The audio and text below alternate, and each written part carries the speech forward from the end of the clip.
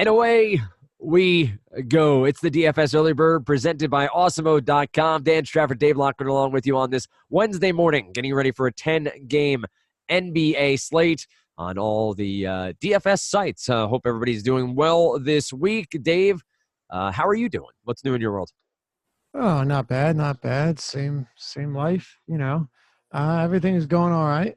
And I guess today we will be wondering what's going on with so you got a back-to-back home and home series with the Wizards and Sixers, and that game was a total blowout yesterday, total wash. Is Herder going to sit? Is Jeremy Lin going to start? Are we going to get another great value play? Because that was excellent. Phoenix playing the second of a back-to-back too.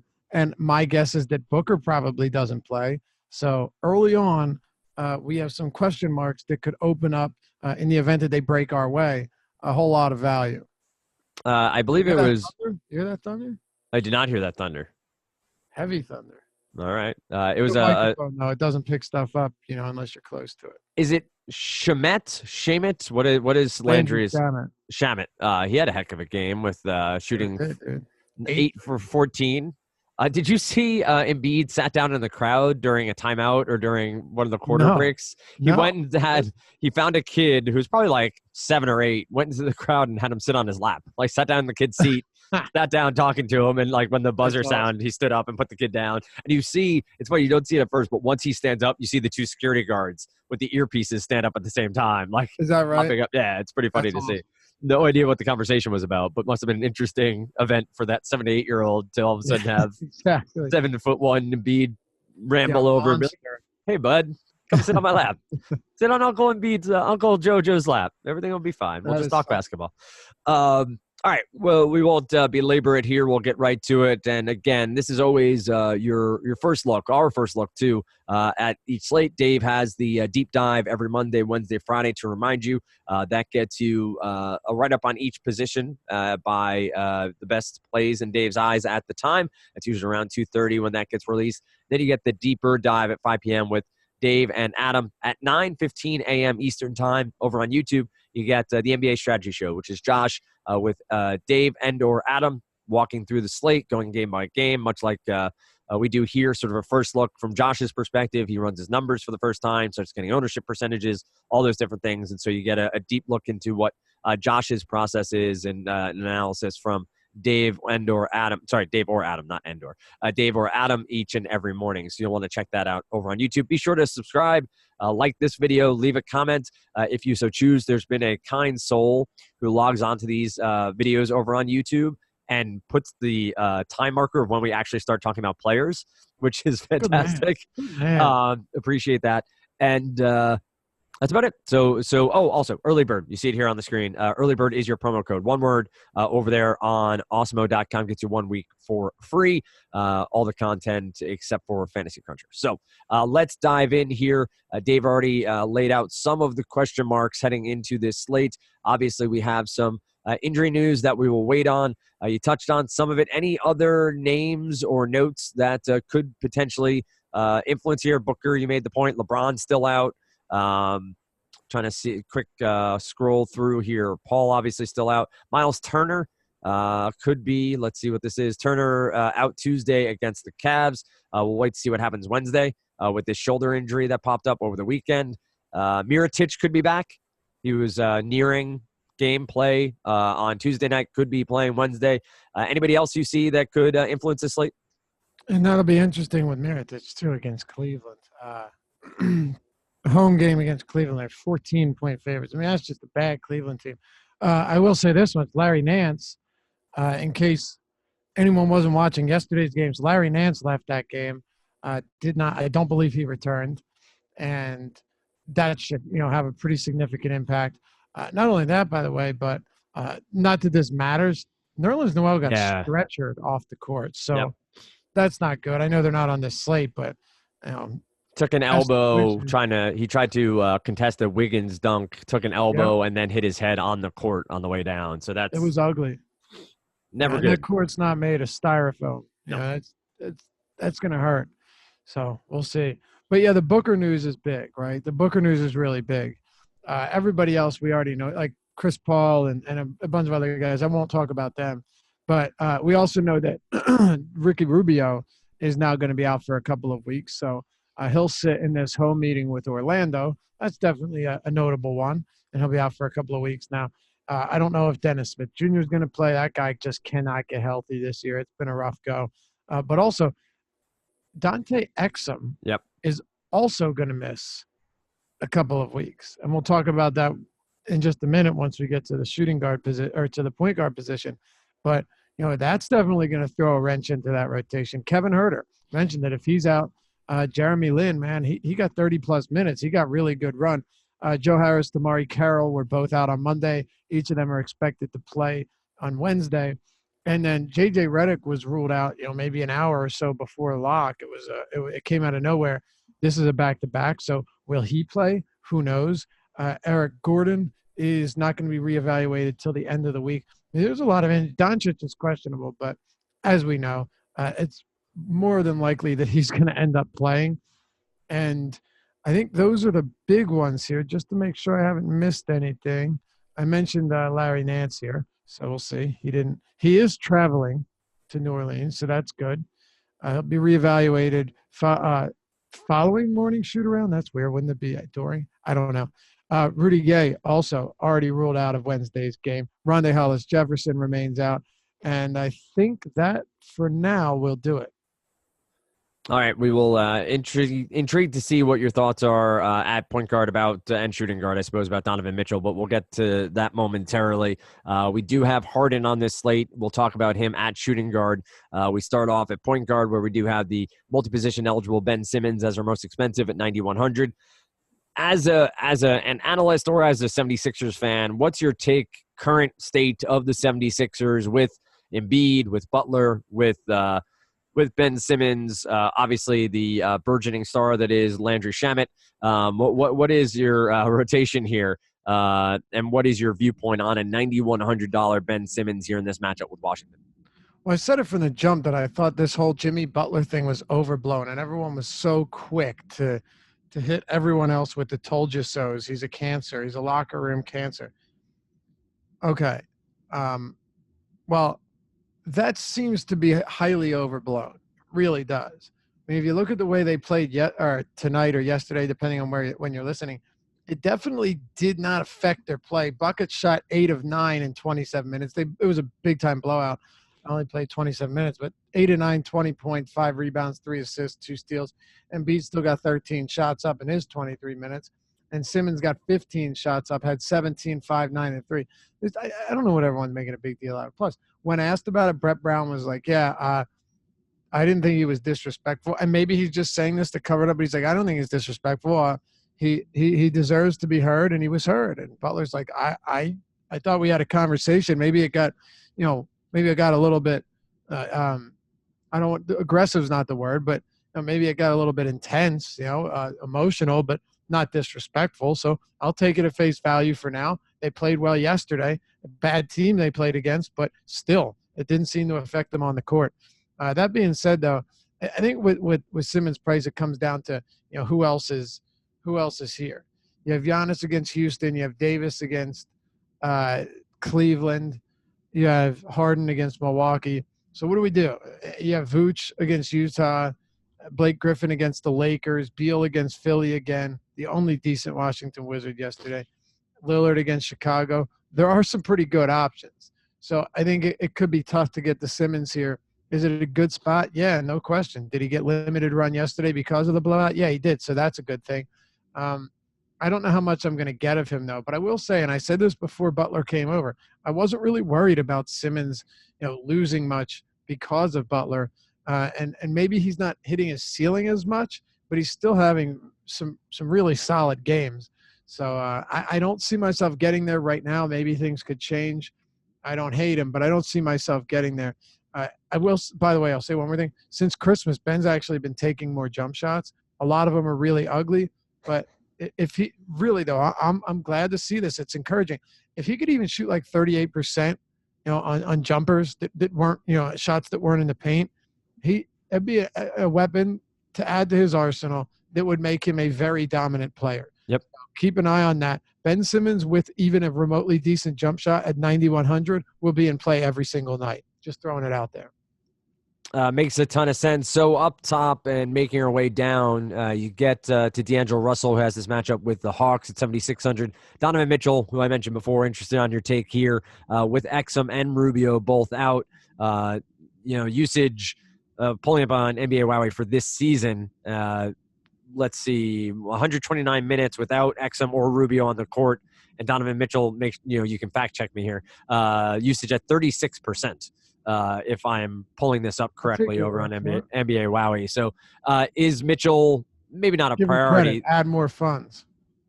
There you go. addmorefunds.com/NBA Wowie. They actually fixed Wowie up, so it's way better than it was before. It runs. It actually runs. They did good. Yeah, Matt over there at Add More Funds did a great job. So there were some quirks earlier in the season, but I mean, you remember how long it used to take for this damn thing to load? Yep. Yeah. Now it's actually usable. You'd hit execute and walk away, go make a cup of coffee. Yep. Order a pizza. So is Mitchell, again, priority is a strong word, but is Mitchell somebody that sort of comes to the top of the list no matter the matchup here because the usage he should see with Rubio and Exum and the minutes he should see here? So I do think it's a viable play. I have 93 minutes without him though, but I have 35.5% usage. So we'll take either one, right? That's perfectly. Oh, you know what? No, could be wrong here. I think I skipped a day, but the numbers are still very similar. I'm assuming that yours are right. I had it till January 6th. Yeah, I have January 7th. So right. Yeah. So I'm assuming. Yeah, there you go. 129 minutes, 36.9 usage, 19% assist rate, 1.1 fantasy points per minute. The numbers aren't spectacular, but right. They're good enough, and Mitchell is priced well enough. It's going to be a slow-paced game for sure. I have no doubts about that, right? Orlando's playing at the third slowest pace over the last 30 days. Game is a 206.5 total. It's actually higher than I thought. Mitchell's going to get a lot of work, man. And this team's got to win some games. So is it possible he plays 38, 40 minutes like we've seen over his last two? Yeah, it definitely is. I think he's perfectly viable, Dan. Am I going to force Mitchell in? No, I won't be forcing Mitchell into lineups, but I have no issues with him whatsoever, just so we're clear. And if I land on Mitchell, I'll be perfectly fine. I'm not going to actively get him out of crunches, out of my lineups, or out of my player pool. I'm just not going to do that. But I will say, you have guys like D'Angelo Russell is 7,600. I would rather have Mitchell in. I think Mitchell in cash and Russell in tournaments. Russell's more volatile, but this is just a really good spot against Atlanta. It's a bad basketball team, plays at the fastest pace, allows more points per game than any team in the league. Have really struggled against point guards this year. And you're talking about guys like Jeremy Lin and Trae Young as the potentially the starting backcourt that could get ugly. D'Angelo Russell in one other game against Atlanta this year had 32 points and 57 fantasy points. I like to see that. Dinwiddie's price is kind of rangy right now, up and down. You don't know what you're getting from him, and the minutes have come down a bit. But, hey, in tournaments, I always have him viable because, as we know, Kenny Atkinson will give him that extended run when he gets hot. He just hasn't gotten particularly hot over the past couple of weeks, and that's what it comes down to, really. Who else? Mike Conley's been good to me recently. I don't know if I go back here against San Antonio. I just feel like this is one of those games where you can probably avoid. I mean, he's been solid, very, very reliable. I think you could just get higher upside elsewhere. Actually, Mitchell and Russell, I probably prefer both of them over him. If Devin Booker plays, by the way, Dan, Devin Booker 8,600 on DraftKings is a very solid play against Dallas. So just keep that in mind. Like, a lot of people are going to be waiting to see if Booker's out. But if he's in and he's not limited, he should definitely be considered. I don't want you to forget that because it's kind of important.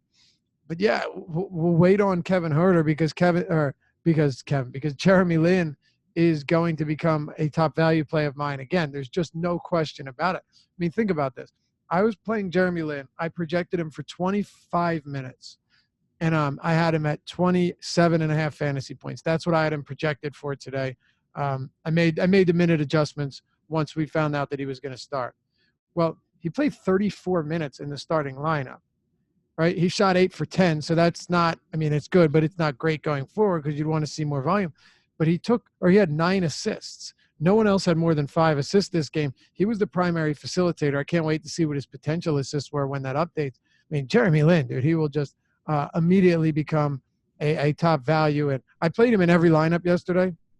Played 10 lineups. I didn't play 150, but I played him in all 10 lineups. And I feel like it was worth the risk because we've seen what Lynn can do when he gets additional run. There are going to be some value plays. We just got to pay attention. And the last one I want to toss out there is, look, it's not exciting. His price was preemptively jacked up because of Rubio being out and because of Exum being out. But it stands to reason that Raul Neto is going to see, like, I don't know, 35 minutes here. Sure. Right? I mean, so Rubio played 5 minutes last game on the 7th, okay?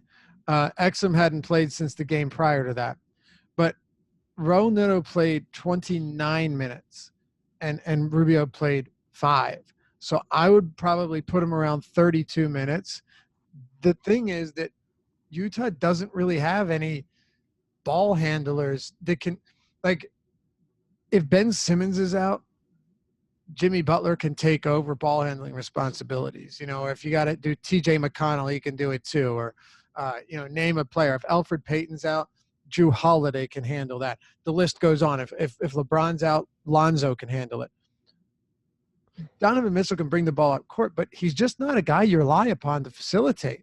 So I think Neto will actually have a role. And just pointing this out, I've watched Neto play more than I probably wish I could have. He actually has pretty decent vision. He's not a terrible passer. Pretty funny. I laugh about that. Any other pieces? If Booker is out, do you go to a DeAnthony Melton or an Okubo, or do you just stay away from that situation altogether? Yeah, Melton would be fine. Same as yesterday, I'd prefer Jeremy Lin over Melton, assuming that Booker's out. Okubo isn't someone that would really interest me all that much. Actually, there's 6 minutes left in the third quarter, and he hasn't played yet tonight. But Melton is at 19 minutes, halfway through the third. Not necessarily loving that. We'll see where he finishes up, but it's looking now like he's probably going to, probably going to play around like 27, 28 minutes. You could do worse with that. I would just prefer Lin if he starts. But I mean, 4,300 is not terrible if Booker is out because the guy plays nearly 40 minutes a game and he's easily the highest usage guy on the team. He's a top 10 usage player in the league. All right. Anybody else you want to mention at point guard or ready to move on to shooting guard? We can move it on. I'm sure if I missed anyone, I'll be able to talk about him at shooting guard anyway, right? Exactly right. And here we do have James Harden. He is 12-2 now. So we've talked about last podcast about what that price point was in your estimation, where you'd have to seriously consider not playing him. You have a 12-2 price tag, which is his high water mark, I believe, on this season, which was not last game, but the game before. He was 12-2 as well. But this is a matchup with the Milwaukee Bucks, and I haven't checked stats tonight, but I'm pretty sure the Bucks have been pretty darn good on defense. Do you have any reservations? Do you come back to it and wonder whether or not you should play Harden, or is he somebody who will be in the player pool? And if you have the right price points, more than happy to have him in your lineup. Yeah, I'll give you a cool stat from the other day. At least I found it interesting. Outside of Clint Capela, in this win over, who did they face? Denver. So on Monday, the Rockets made 3 2-point field goals outside of Clint Capela. I mean, it's really great. They don't take them. They don't take them, right? It's nuts. Like James Harden in that game, he made 7 field goals. And you're like, well, how do you have 32 points? Well, because 6 of them were 3-pointers, and he made 12 of 15 free throws. It's insane that he's making, like, seriously, 13 field goals, 10 were threes. 8 field goals made, 6 were threes. 10 and 7, 11 and 9, 7 and 6. His 3-point shooting has been outrageous, and regardless of defense. Now, here's the thing. Milwaukee's a team that defends the 3-pointer pretty well, or at least they should, right? You would think that this team would be able to defend the 3-pointer pretty well, given the personnel that they have. But they're actually allowing a top 10 3-point percentage this season. And the other interesting thing is only two teams, the Warriors and Kings, are allowing more 3-point attempts to opponents than the Bucks. If they're going to give it to him, he's going to jack him up. I wouldn't be surprised to see 20 3-point attempts from Harden tonight. I'm not even kidding. Like, I would not be surprised to see that. No, I'm not scared off. Now, is this a spot where I say, all right, could Davis have a monster game against Cleveland? Sure he could. Sure he could. Could Giannis have a big game against Houston? Yep. If I am making a pivot, it's going to be to Davis. It's not going to be to Giannis. But Harden is still in play for me. He's come up only $200 on DraftKings, and he had a bad 65 fantasy point game last time out. So amazing to say that, but the first half was rough. He came on at the end of the first half and into the second half. I wonder what his ownership will be here. It's something that Awesemo.com does offer his ownership projections, which for those of you playing larger amounts of lineups, or those of you who are trying to play GPPs and understand ownership and where to maybe get some leverage on some of the plays, an intriguing addition to your process. I'm intrigued if people will stay away because of price point, because of Milwaukee Bucks, because they see this as I think fourth in defensive rating is what I just saw. Yeah, fourth overall on the year in defensive rating. They're, it could be interesting to get Harden at sub 20% ownership potentially. Yep. What's interesting too, though, is that defensive rating can be deceiving. The Bucks are allowing the 15th most points per game, so they are smack dab in the middle of the league in defensive rating, right? And they're also playing, I don't know if you know that, the top 5 pace. So while they have a quality defensive rating, this is actually not, it's kind of like the Warriors over the past several years. Oh, sure. Past 4 or so years, where very good defensive rating, finishing top 5, but they play at such an elevated pace that individual players can still have really good games against them. Warriors similar in that respect. Except the Warriors would give up a lot around the rim. They'd give up a lot in the paint, and they were okay to do that because they just come back and drop a 3 on you. So every time you convert 2, they convert 3, and there's no way you can catch up. So the different defenses in the way they function, but there's still a Bucks team that is playing at a fast pace, the 5th fastest pace in the league, and is allowing the 15th most points. So yes, defensive rating, as you mentioned, 4th best. The 15th most points because the 5th highest pace. And I just did want to say this, that last year the Milwaukee Bucks finished talking about in pace. They played at the 10th slowest pace. They averaged 97 possessions per 48 minutes. 97 possessions per 48 minutes. This year they're averaging 103. Big difference. All right, so obviously Harden in play. You'll get more in the write-up and in the deep dive, and more on the strategy show and on the deeper dive at 5 p.m. And there is live before lock as well with Spags and/or Josh leading you up to lock with Ed Fear up until 7 p.m. Eastern time. So what about the rest of shooting guard here? You mentioned Doncic before being questionable. He's been questionable what seems like for weeks now. Jimmy Butler is at 7,200, which seems like a potential upside price point, depending on what you see as his true ceiling here against the Washington Wizards. What do you like here? What are some of the names that pique your interest? We talked about a lot of them. I'm not going to repeat them because you can play them wherever you want, right? We'll keep a close watch on Booker and see what happens there. Yeah, I still have interest in Harden. When you're projecting a guy for like 66, when you're projecting him for 66, what can you really say? Nets guards, they're also there. So there's a lot here. Now, when you look outside of that, and of course Mitchell, so I guess I am repeating them, but I'm not getting into the analysis. It's kind of tough. There's nothing that jumps out as somebody to me that is really that enticing. Now, what I was thinking here, Joe Ingles is eligible. Jingles, yeah. Jingles. The Aussie is eligible at shooting guard. If you remember earlier in the season when we could actually look at touches, we were like 10 days into the season, about 5 games for each team. And Ingles led the entire league in touches, which is crazy. But it's interesting to me because he is not a high per minute fantasy producer whatsoever. Nobody being off the court is really going to affect his usage. But I thought, I wonder what his assist rate looks like with Exum and Rubio off the court. I bet it's decent. I bet it's real decent for a wing. Only around 100 minutes. 27%. 27%. It's only 2% lower than Donovan Mitchell's. Raul Neto, in that with Rubio and Exum has a 29% assist rate. So when you look at the assist rates here with these spots, you've got Mitchell, Neto, and Ingles all at 27% or higher. And then you actually have Rudy Gobert at 21%, but that's probably some noise because he's played like no minutes. And then there's nothing, like nobody else. So, yeah, Dan, I think this is actually a spot where Joe Ingles could give you some decent numbers.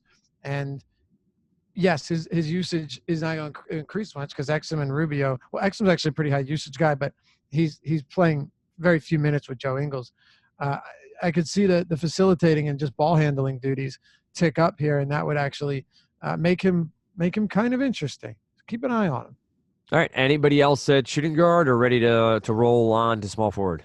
I mean, if you're reckless, right, and you just are not risk averse at all, Bruce Brown's playing a ton of minutes, and he's facing a Lakers team that plays at a ridiculously elevated pace, right? Lakers are averaging 104 possessions per 48. Pistons at less than 100. It is a very nice pace-up spot for the Pistons. Bruce Brown's not very good. I actually don't mind his future prospects as just a decent role player, not for fantasy. But, if the guy continues to play, 32, 34 minutes, he's basically the dead man. He played 35 and 34 minutes over his last two games. Well, if that's the case, and you just want to load up on expensive players, I suppose you could do worse. Just because the pace of this game should make it a little bit friendlier. Aside from that, though, you're looking at, if you wanted to go with Reggie Bullock, you could pay a little bit more for him, but nobody feels good about doing that. And that's pretty much par for the course when it comes to this position. The last guy I'll toss out there before we move on has to be Bradley Beal. A home game for Washington. Beal's minutes were limited because this game blew out relatively fast. Actually, no, it was never competitive. They got to an early start. Washington got to a hot start, and then it just crumbled. Beal did play 31 minutes, which is still limited for him. You look at the rest of this team, Dan, most of them were pretty awful. Beal still had 28 points on 11 for 18 shooting, 4 of 9 threes, 31, 32. He had, 40 fantasy points in 31 minutes. He's sub 9K. I don't think it's crazy to consider Bradley Beal not a priority whatsoever. But people, I think, are getting a bit gun-shy on him because he hasn't been as good as everybody wants with Wall out. But I still like the ceiling for Beal here, and a game that I expect to stay closer than it did on Tuesday in Philadelphia. All right, let's continue on here, discussing through the top plays as we first see them here on the DFS Early Bird. We move on to small forward where you have Giannis at 11-1. You've already done a bit of analysis there. We've already talked Ben Simmons. We've talked Doncic a bit. DeRozan is eligible here at 8K. Jimmy Butler we've already mentioned. So you're seeing a pattern here, obviously, as we break this down. What do you got at small forward? Any other names that you think stand out or guys that at least should be on the radar as potential top plays? Giannis against Houston is interesting. And a lot of people love to say, okay, Harden and Westbrook are playing each other. Giannis and Harden are playing against each other. Let me get both of them in the lineups. Just speaking from my own experience, and I haven't actually run numbers and back-checked this, but I'm sure you've noticed the same. Very rarely does it feel like when these two elite all-stars, and I'm talking about the LeBrons, the Giannis, the Harden, the Westbrook, right?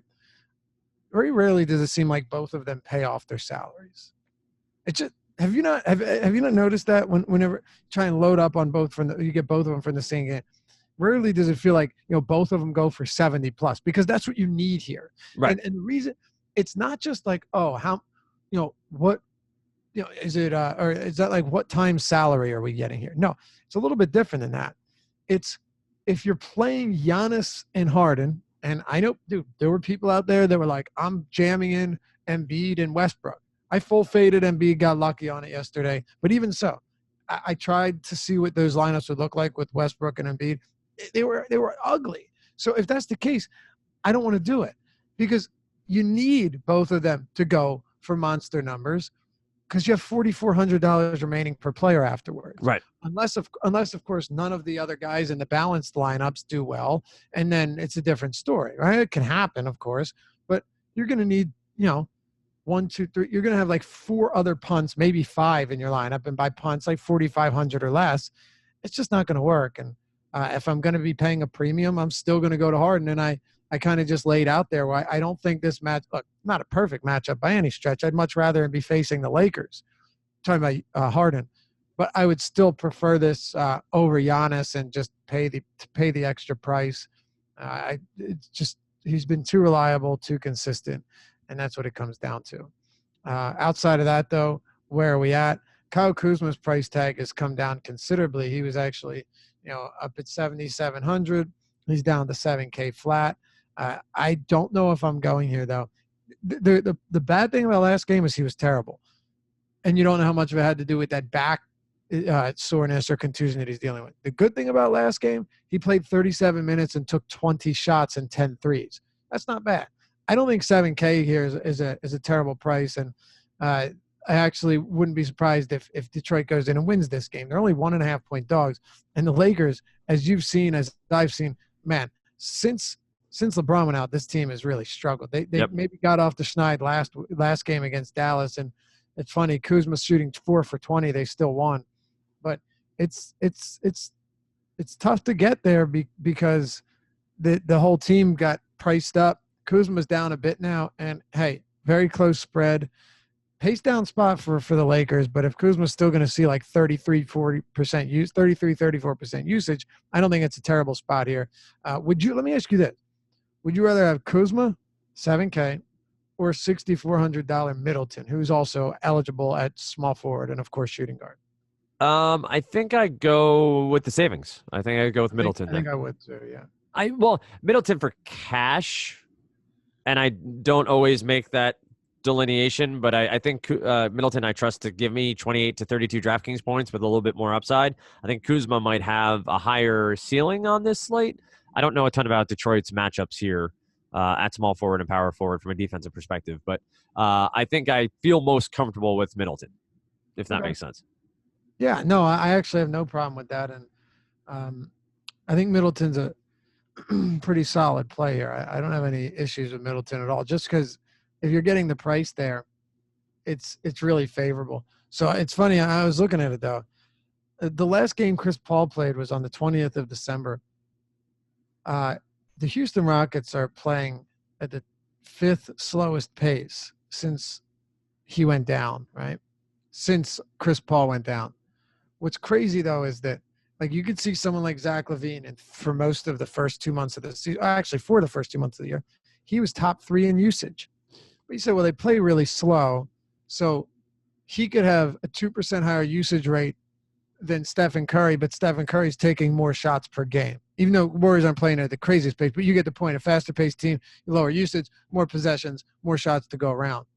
But with James Harden, they're averaging 96 possessions.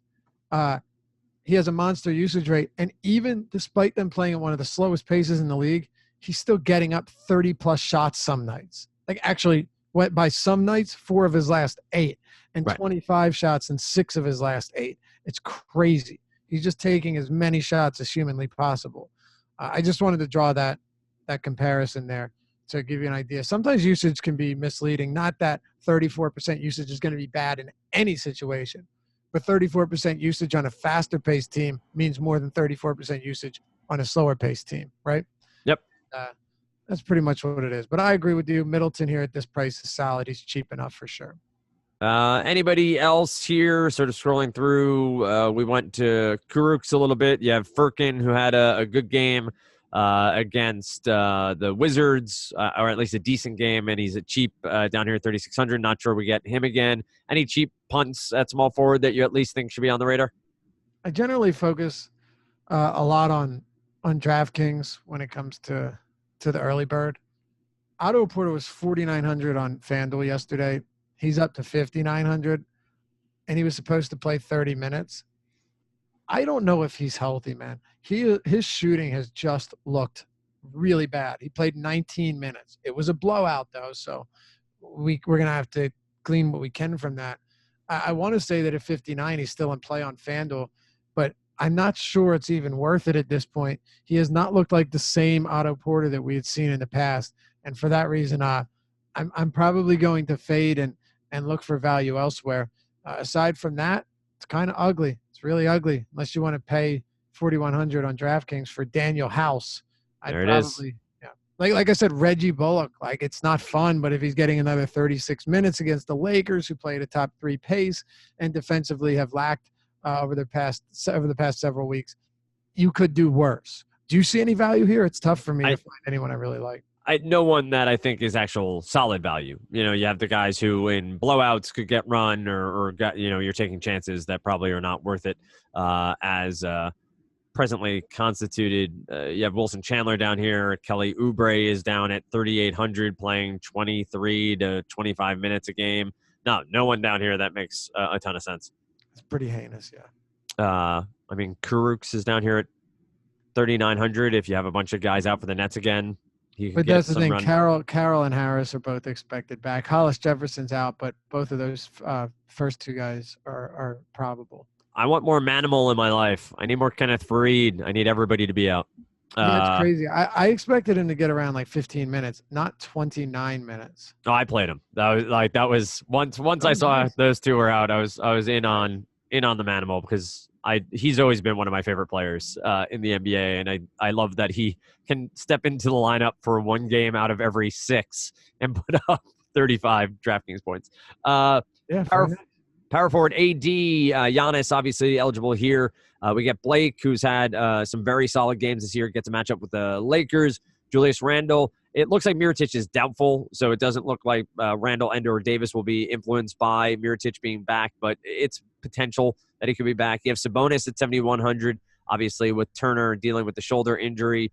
John Collins at 7,200 against Brooklyn had a very solid night on Tuesday. We'll see probably more of the same here against the Nets in this matchup again. What do you like at power forward? A couple guys that stand out. You mentioned Mirotic could come back. We'll have to see what goes on with that, because that will definitely throw a wrench into the works with the front court rotation for New Orleans. Julius Randle, 8,100.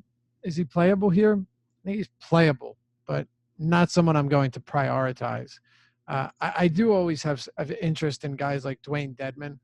You run risk because Alex Len can always come in and take run away from him. But Dewayne Dedmon is a really good spot against the Nets, man. Really good with power forward eligibility. I don't think he's ridiculously priced here. Played 31 minutes against them last time out and had a monster 51 fantasy point game. I think Len was out in that game. Let me see. He may not have been. Let's just check because it's kind of important. No, he played only 8 minutes. Only 8 minutes. Dedmon got hot. But it's just, I mean, he could get hot out of the gate. It might just be the first one to it, gets the most of the run. And I'm totally on board with that. Sabonis is another one. If Myles Turner ends up sitting, Sabonis will be somebody that I'm willing to play again, right? 31 minutes in back-to-back games, 7,100. I mean, this is right around where he was priced even when Turner was healthy. So we're not paying a crazy premium for him. He hasn't been amazing.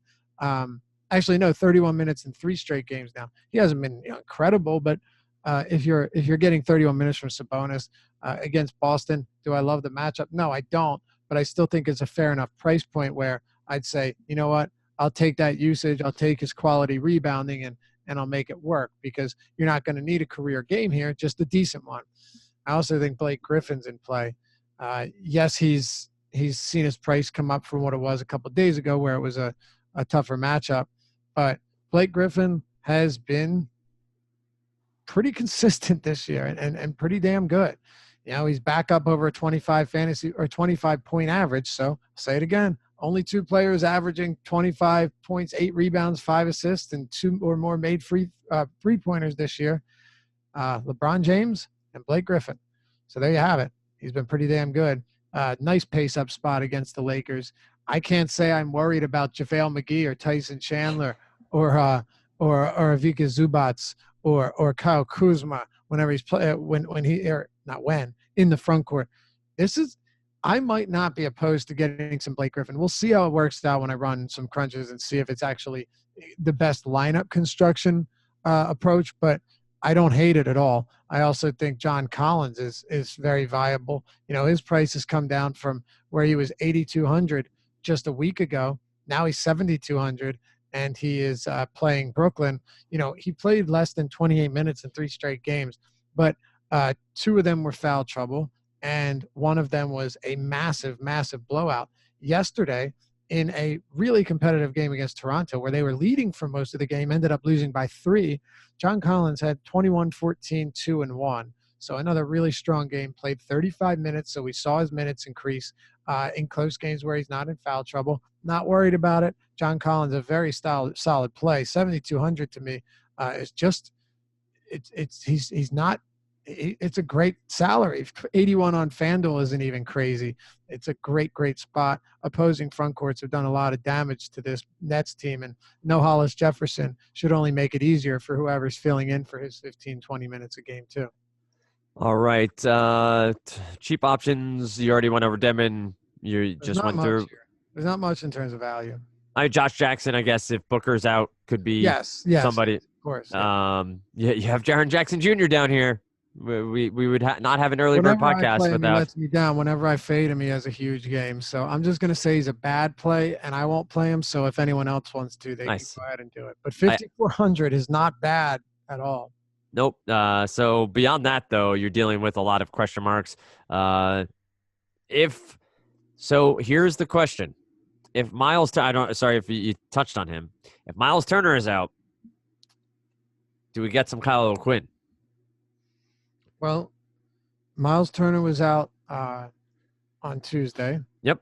And Sabonis played 34 minutes. Kyle O'Quinn played 13 minutes, played 17 minutes with Turner out the game before. It's tough, man. I think you're probably going to be looking at that 14. He played almost 14 to 18 minutes. Can he have a decent game or big game in 18 minutes or 17? Yeah, he did 2 games ago. But you're going to be stretched real thin there, hoping that he can give you, 1.8 fantasy points per minute, 2 fantasy points per minute. It's going to be tough. As of now, I'm going to plan on getting away from that. I think we are going to have enough value here. All right, let's talk center and be out. Obviously, we've touched on Dedmon, so that is somebody to keep in mind here, depending on how your lineup construction is going. You have Embiid against Washington, Vucevic against Utah, and Rudy Gobert. Drummond has a matchup with the Lakers, so I don't know if your same Blake analysis goes to Drummond here. Nurkic is up to 8,200 against the Bulls. DeAndre Ayton at 7,900. Feels like center a little bit more priced up than it's been in the past couple of days. John Collins here at 7,200 stands out along with Dedmon for me, so I'll probably have a little bit of both. DeAndre Jordan is at 6,900 against Phoenix. What do you got here? Obviously, tons of names, good matchups abound. So what are some of your favorites here at first glance? So the Lakers this season are allowing the 4th most points to centers, the 2nd most rebounds to centers. They are allowing, where is it? Let me make sure I'm accurate here because I think it's the 3rd most blocks, 5th most blocks, and they've just really given up the world to opposing bigs. So I think, yes, Andre Drummond definitely falls into the category as a solid option here. I mean, is he – and the Lakers also, in terms of efficiency, bottom 5 against center. Drummond is 8,600. I would love to see him priced at 81 where he was the other day, but you're not going to get that. It's a pace-up spot, a good matchup. 8,600 for Drummond's perfectly reasonable to me. I have no problem going to him here. Now, the center position, as always, is going to give you plenty of viable options, but this is one where I'm not afraid to get to him, and I think I think he'll have a little bit of ownership, but not a ton. So, yeah, I like Drummond for sure. I also think you have to look at a DeAndre Jordan. He's definitely he's had a rough year in Dallas.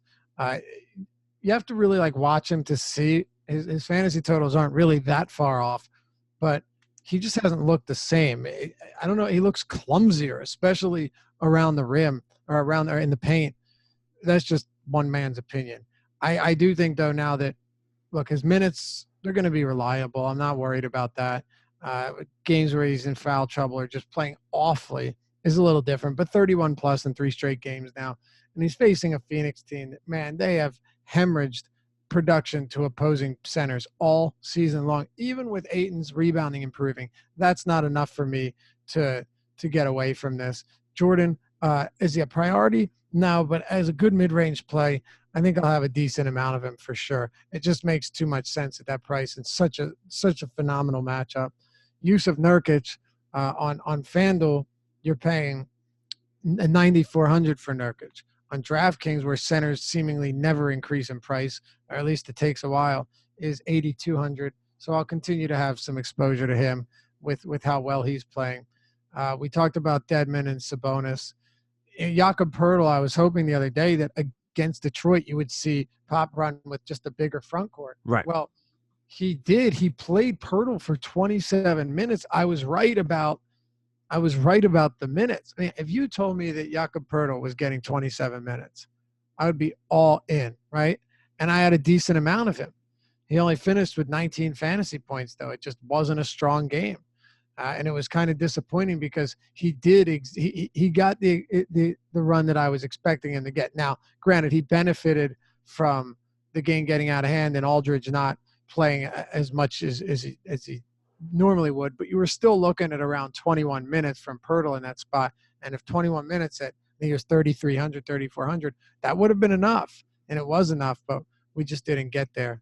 Ed Davis, I think it's obviously risky, but he's going to play between 20, 24 minutes with Hollis Jefferson out, who's playing a lot of backup center minutes. He's really cheap. Atlanta is a good game. Pace-up spot. Ed Davis can get it done in those spots. Totally just a tournament play where you're rolling the dice on somebody cheap. If nobody else really opens up, or if there's just guys that are super chalk and they're not good chalk, that's one spot that I'd be willing to look at. As always, though, Dan, it's a deep position, and I wish Vooch was cheaper because I really don't hate this matchup. Yep. But you're not getting a discount on him, so if he was a little bit cheaper, like 86, 87, I think people would fade him because it's Utah, and then he would have made for a really good play. I'm still intrigued by it, and I might do it, but I don't know if that price is good enough. And then the last guy, by the way, Anthony Davis, I think I mentioned, they're huge 14-point favorites. If I'm going away from Harden, which I don't see it happening right now, it would be Davis over Giannis, but I'm not prioritizing him because Harden's on the slate. So the last guy I wanted to talk about was Joel Embiid. Didn't have to do much on Tuesday at all. And it just seemed like a spot where at that price point, it was hard for me to really fall in love with him. And I feel the same way a little bit today. Is it a really good spot? No question. Can he have a blow-up game? Yeah, but with Butler back in the lineup, I want to see him drop down to that low 10K range where we were getting him for actually fell to 96 and 95, but he was below. He was 10-2 or below for 1, 2, 3, 4, 5 straight games. I think with Butler back, he's going to come back down to that because the catalyst to Embiid's price point rising again was really big production because Butler was out of the lineup. All right, as has become custom here, we look at the 10K and above players, and we have a few here, which is nice. So we have Embiid, Giannis, AD, and Harden. Price points ranging from 10.8 up to 12.2. If you were to have to build around just one of them on this slate, who would it be? You know it, going to be Harden. But, again, I do think, David, if Cleveland can manage to keep it even relatively competitive, which, hey, this is why we're not in the business of predicting blowouts. Atlanta did it yesterday against Toronto. Right. Nobody saw that coming at all, right? It happens. These teams make it happen. Cleveland started making a push against Indy, and fortunately Sabonis got 34 minutes. I thought that the game was a 20-point game at half. Teams can do it, and you can never really predict it. But I think enough people are going to predict the blowout here that they're going to get totally away from Davis. So if the ownership disparity is enough, at least looks like it's going to be enough, I may take some shots on Davis. All right. As always, you find Dave over on Twitter at Lofty_D, LOUGHY_D. Find me at Dan Stratford. Of course, it's Awesemo_com over on Twitter. It's also Awesemo.com if you want to check out the website. Use the promo code EARLYBIRD. That will get you 1 week for free. One word, EARLYBIRD, gets you 1 week for free. All access to the content there other than Fantasy Cruncher. Reminder, you get Dave every Saturday and Sunday over there on Sirius 210 XM 87. And you can also tune in Saturday mornings to me over on FNTSY Fantasy Radio, Saturday mornings from 8 to 10 a.m. Tomorrow morning, you get EMAC, you get Adam as you do every Tuesday, Thursday, and Saturday, bringing you their analysis of the given slate that is ahead of you. So with that said, this 10-game slate, we wish you the best of luck. You've been listening to the DFS Early Bird presented by Awesemo.com.